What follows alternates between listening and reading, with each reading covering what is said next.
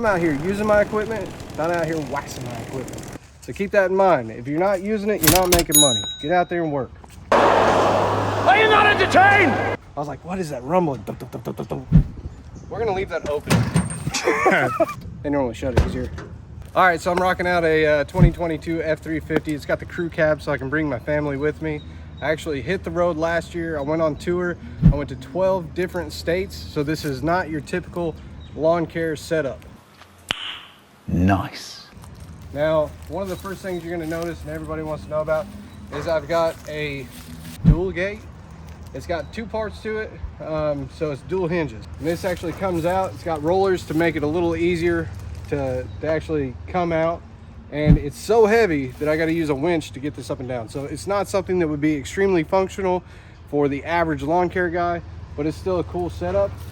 Now, I have it on the side versus the back because I'm actually pulling a 31-foot camper, and that's where I stay when I'm on the road.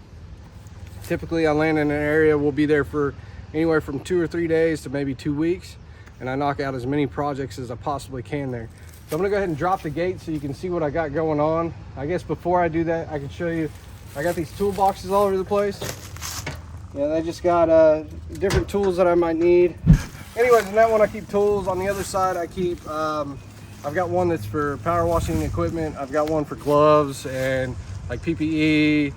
But I keep extra inventory of extra parts I might need, like bump caps, oil, different things like that. So I keep all those in the toolboxes. And then on the back I've got my blower rack, which is pretty awesome. These are cool because you can actually, you know, keep these locked up. And it's got this here to hold the hose. And I've noticed that even if you leave this, I shouldn't tell you that I leave it unlocked sometimes, but I'll notice that if I leave it unlocked in the day, typically, well, never I've had anybody mess with it because most people don't even know how these work. You gotta press this over and pull this out. So, I guess now that I told you guys I leave it unlocked, I'm gonna have to start locking it up. This gate here actually swings open. I'm not gonna open it right now because I got buckets with different things in it and everything's gonna fall out. It gets chaos. I'm on the road. I've got a very, very small amount of space, but I can pull a pin on this and this whole gate swings open so that I can access my power washer, plug in all my hoses, and be able to use that equipment. We've got a shovel rack up top. I don't really use it for much. I've got a flat shovel, and then we got the pitchfork. That's kind of nice when I'm messing with like palm fronds down here and I don't want to like dig my hands in to where there might be snakes or something underneath. This is a cool tool. This is like a machete on a stick. I've only used it in Florida.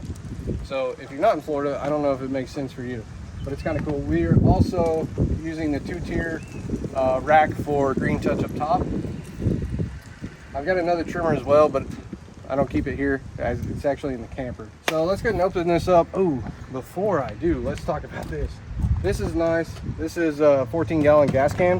I've really enjoyed this. It's gravity fed, so I can actually pull it out. It's like a pump for a gas station. I can pull this out, so if I need extra gas for my truck, I can use that if I'm running low. But most of the time, it's just for the mower, the generator, stuff like that. So I pull it out, and it's got a little lock here, and then you squeeze it a couple times, it'll get the flow going. And yeah, I've really enjoyed this. I got that off of Amazon. It's a cool product. I've got a trimmer line roll that I used until the string was gone and then never used it again. So there's that. Stay tuned to find out what stringer trim he uses and why. Not what you think. Yeah. Full of surprises. All right, so this gate, I've got a couple things here. So the handle's really nice to have on it because when I'm pulling it out, that gives me a point to actually lift it up. Because the thing is, with the way the gate is, it finds like the perfect level point, and this second gate just hangs off. So it wants to go straight down. I'll show you that, and I'll show you how I had to kind of push it out with my leg or pull this out. But I've got the spring-loaded latch here, which is really nice. It's, you know, latched up while I'm on the road. But the other thing I do when I'm on the road is I've actually got a padlock and a chain, and I just swing this out. This is just for sense of security, not really so much for, it's not a theft thing. It's, I just don't want gate that weighs several hundred pounds falling off on the highway. That'd be insane, right? If you're wondering about how much weight this is, the only answer I can give you is a lot.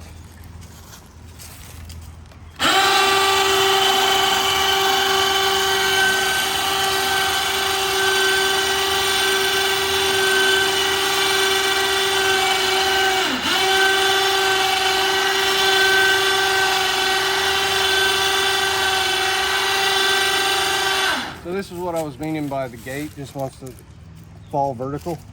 So I actually have to lift it out so that it comes out properly. So I'll swing it out with my knee, and I'll just rest it on my knee and let it fall out. Once the wheels can catch and they can roll, it rolls really well. It's better on concrete than it is dirt, especially here in Florida. It's sandy soil, so it wants to sink. So bigger roller wheels would probably be nice.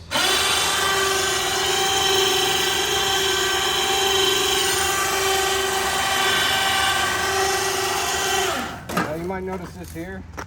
This is something we did on the gate so that it can support the weight of the mowers going across it without having a leg underneath that I actually have to set up every time, because that would be annoying. And then on the side here, it's a real simple mechanism how it works. So we've got the winch up top, it comes down. We've got a setup like this on both sides where we've got a small bearing, and then this over here is just a bolt with a sleeve on it that I grease up. And so if it goes out, you know, and it's starting to eat through that sleeve, I can actually pull this out, and I've got extra sleeves to put on there. Last year we had a different mechanism. We actually had a bearing on there for winches, and it just didn't hold up to the sand and the grit and the dust and everything that's coming off of some of these crazy jobs. So I went with a different design over the winter. As you can see, my stuff gets a little trashed out. We're picking up trash. Those are waters that I was drinking on the job. Let's finish dropping this one off.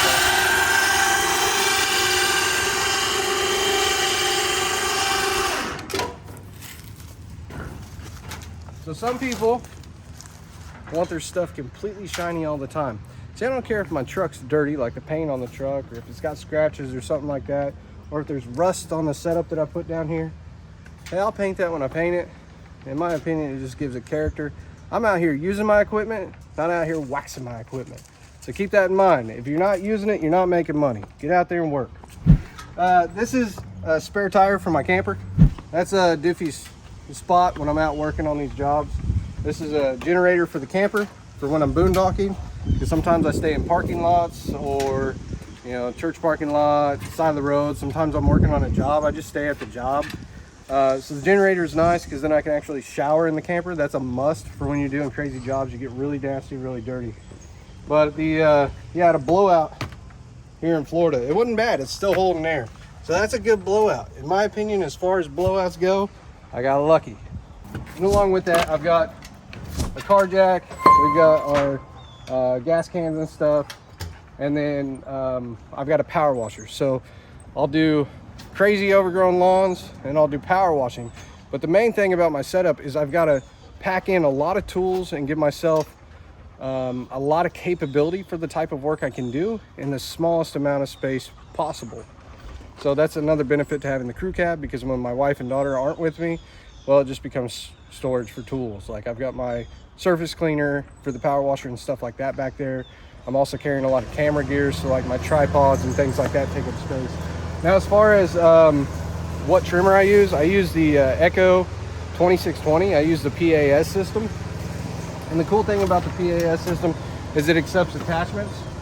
So I normally keep hedge trimmers, I keep brush cutters, the pull saw, the weed eater attachment, and then I keep two different edgers with me. So I've got one that I actually have a straight blade on, like you would typically see on an edger, and then I've got another one that I keep the golden edging blade on. I keep that one for like really insane projects. So and then as far as what trimmers I like, I've actually got these, which are straight and they're fixed. I prefer these over the articulating head, although I do like the articulating head as well, because of the capability of being able to get over shrubs and change your angle. But I find these to be more comfortable for me. I got used to using these, and so the articulating head is much bulkier where it articulates, and it just changes the way I trim. Now, my equipment's not used like your average lawn care professional, and I abuse it like crazy. That's just the type of work that I take on. It's the type of job that I've created. But I will say all the equipment that I use it's all good. It's all dependable. I could take this trimmer, chuck it off the roof, and I know it's gonna start back up when I get down on the ground and fire it up. As far as other stuff that I've got this gray tote here. Like I said, it's just kind of storage. I keep a hose in there for my power washer, and then my power washer hydraulic hose is on the side there. That goes to my actual lawn and stuff. And then I've got this rope. This is something that, if you are a lawn care professional, this is one easy tool that you can set up. And if you've watched my channel at all, you've seen this before. But as far as like a cheap tool you can add to your arsenal, this is it right here. And it's just about a 15-20 foot rope on one side. I've got it knotted, but I've got a nice big wide hole. On the other side, I've got this, I think it's, yeah, Husky, but it's the Velcro thing. And what I did is I actually looped it, and then I tied a nice tight knot around it. It'll get tighter as you use it, which is great. But it's got this carabiner over here. And what I will do is, if I've got tree limbs or something else, I'll swing it around the tree limb. I'll run this through it like that. So it tightens up around the tree limb down there. And this side I clip to the back of my mower, and I let my mower do the work instead of my back. It's one of those things that when you're out doing insane projects, you want to find the ways to protect your body, but also be highly efficient. And if you're letting the equipment do all the work, you're going to save yourself, and you're going to be able to do a lot more.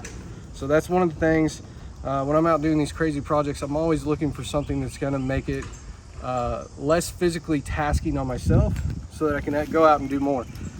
If you're in the lawn business, it's important that you have longevity.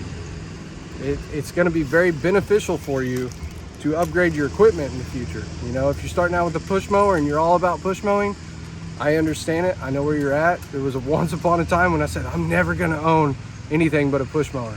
I think when you cut lawns and you use a big riding mower, it looks like crap. It leaves ruts and all this stuff. If you don't know how to use it, that's correct. But if you do know how to use it, it's going to be highly beneficial to you and your business, because, you know, this setup, this equipment is basically what I ran in my lawn care business, with a 36-inch mower and just a weed eater and a backpack blower. I could go out and do 20, 25 lawns a day solo, and that's what I did for several years. You know, we've been in the lawn industry for 10 years now, and it's evolved, and now I'm here on YouTube doing different projects. But this, if you're looking for a setup on stuff to do, I would, show them the neighborhood here. If you're doing properties like this that are, say, I don't know, 6,000 to 10,000 square foot properties, that's including the house, so just the overall property size, a 36-inch mower will get you into any gate. If you don't have gates, that's great, get you a bigger mower. But a 36-inch mower will get you into any gate. That trimmer, if you don't want to invest into a bunch of different trimmer heads that you're going to have to take care of, so if you don't want a dedicated edger, a dedicated weed eater, a dedicated pull saw, and you're like me and you just want to, I just want to deal with one power unit that's going to take care of it, the PAS system's great. I know that Stihl makes a product like that. You know, the combi system, you can do something like that, but it opens up to having a bunch of different equipment for a pretty low cost. And I found that to be something that I like. So I just buy a new one of those every year. I rotate the one that I used last year back to being my backup. So in the truck here, I've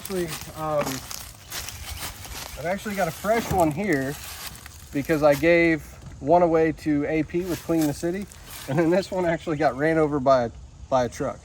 And as you can see, I mean, it's a little bit, but it's still running, man. So I'm keeping it, but this one is brand new, and it'll replace it real soon. I paint all my stuff black. That just comes down to, you know, it's what I like. Maybe you don't do that. I will say one benefit to painting your equipment is you will not have an issue with theft. Here comes the water.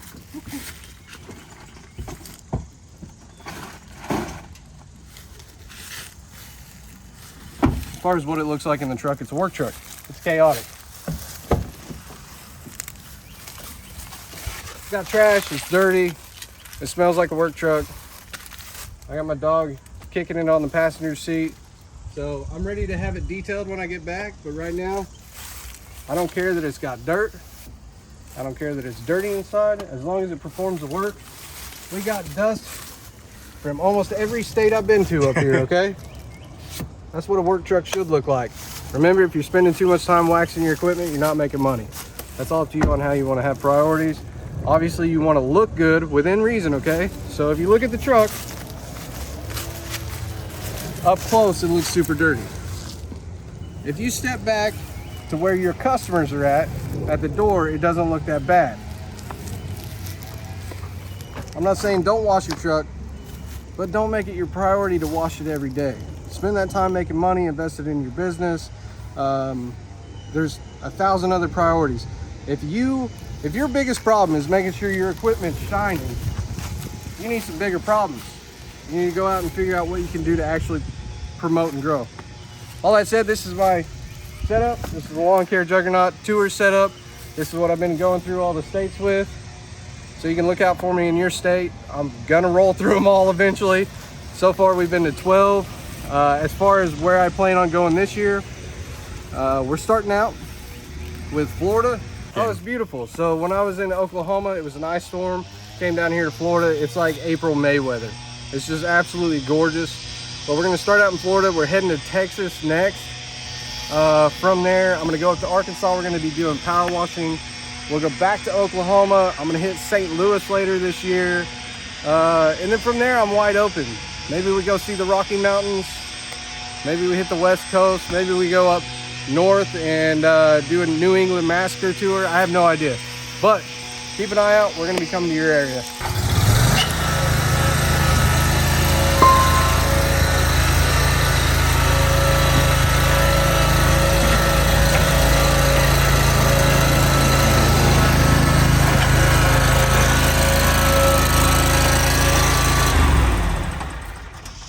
Oh, by the way, this is a Hustler Super S stand-on.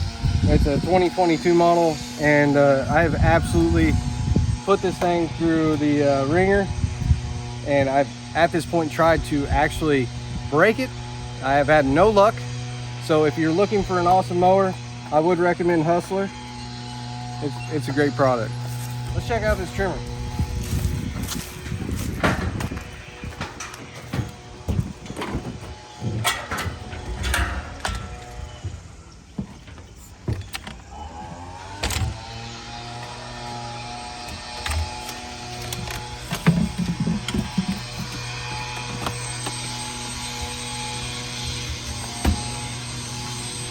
So just like that, I got head trimmers. I want a pull saw, I pull it out, and I put the pull saw in. I'm gonna go ahead and put the weed eater back in because that's what I use the most. I use the trimmer to edge, I use it to weed eat, all that stuff. So if I'm going through something crazy, I have this drilled out. It fits, this is 130 line, but I could fit 155 in here. And what I did is I just pulled out the centerpiece here. It'll fit about, I don't know, 8 to 10 feet in here. But I pulled this out and I used a little drill bit. I just drilled that out to where I could fit a larger diameter string. And the main thing is to just make sure it can slide through easy. Put that in there, put your bump cap on.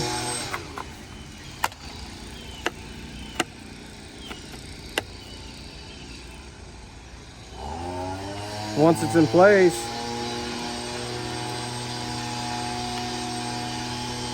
well, this is, you ever put used string in, you know what I mean? It's not straight, so.